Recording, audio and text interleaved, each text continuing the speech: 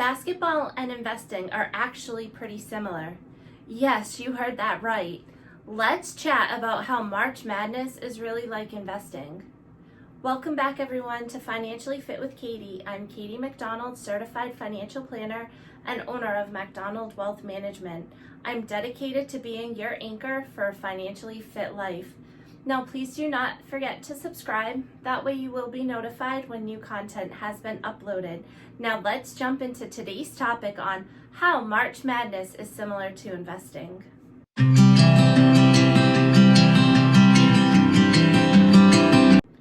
March Madness is nearly upon us, and as many of you know, this season highlight for college basketball fans is often full of upsets, underdogs, and blowouts.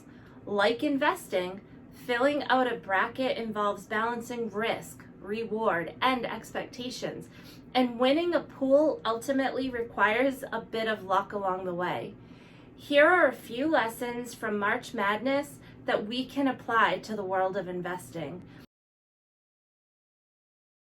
So lesson number 1, forget perfection, position yourself strategically. The odds of filling out the perfect bracket are pretty scarce. So the odds also of consistently selecting prime investments within the market.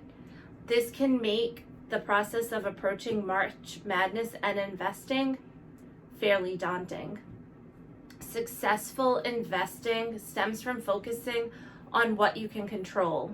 And so that can mean building a portfolio that is positioned to maintain return premiums such as size, value, or profitability. That can improve risk-adjusted returns.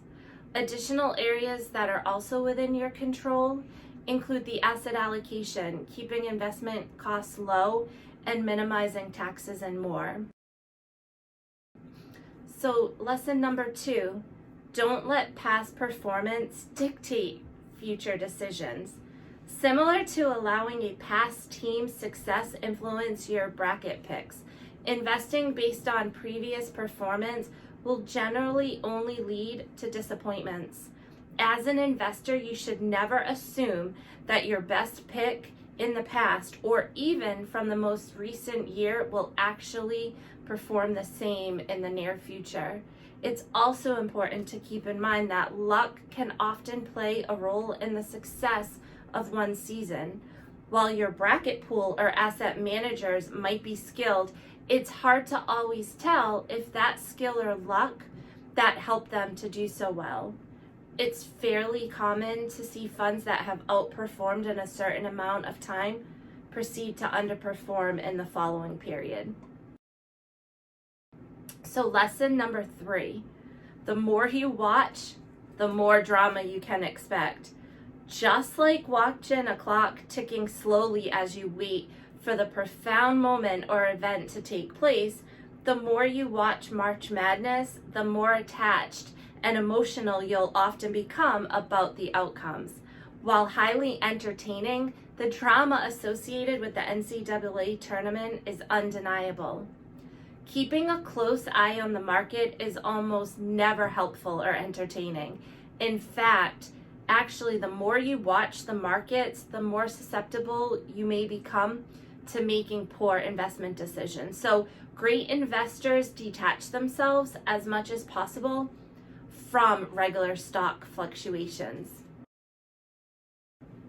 Lesson number 4, leave emotions out of the decision-making process. As humans, we see patterns in everyday life, and our tendency to maintain memories of times that work only enhances that pattern-seeking behavior. A great example is choosing your alma mater or nearby school to advance in the season further than what evidence would probably suggest that they would go. So when it comes to making investment decisions, it's wise to emphasize evidence-based investment theory and research as opposed to basing your judgments on minor indicators, patterns, or gut feelings.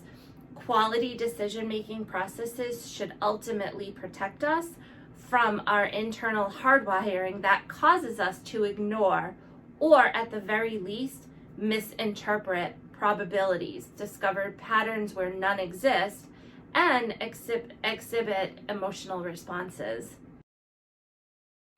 So lesson number 5, keep in mind the importance of a great coach.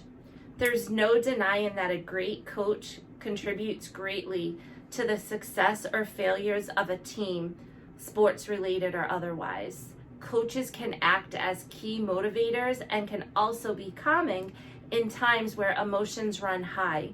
In terms of financial well-being, working with a trusted, educated financial professional can be beneficial.